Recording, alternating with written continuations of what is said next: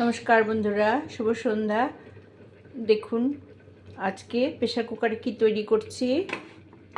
এই দেখুন, ঢেকে এই মিষ্টি তৈরি হচ্ছে। অবশ্যই এটা ছানা দিয়ে নয়, দুধের স্বর, ময়দা, গোবিন্দভোগ চাল আর সামান্য সুজি দিয়ে রস করে একটা রস পিঠা তৈরি হচ্ছে। হয়ে গেছে, পিঠে ভেজে রসে চুবিয়েছি। আমি দেখাচ্ছি একটা একটা করে বেড়ে।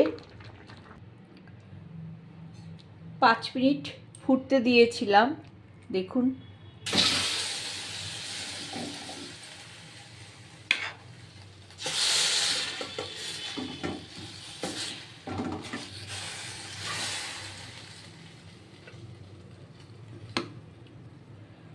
খুব নরম হয়েছে।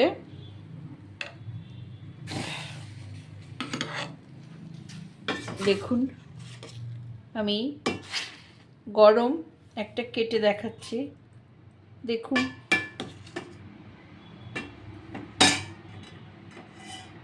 এই দেখুন, আস্তে আস্তে পুরো রস ঢুকে যাবে। নরম হয়েছে, খুব সফট হয়েছে। রসে ভিজবে সারা রাত। সকালে ঠান্ডা করে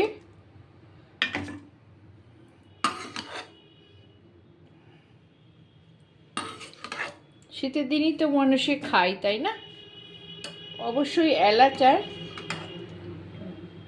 জায়ফল দিয়ে এটা রসটা তৈরি করেছি।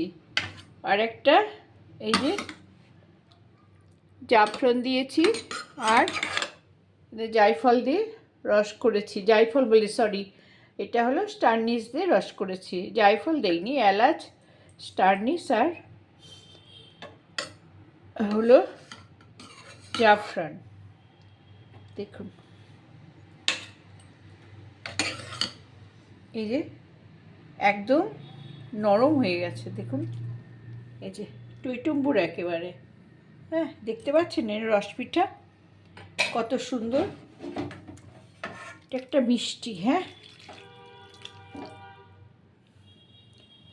দেখুন তো বন্ধুরা, কেমন হয়েছে রস পিঠা। একটা রসের পিঠা তৈরি করেছি।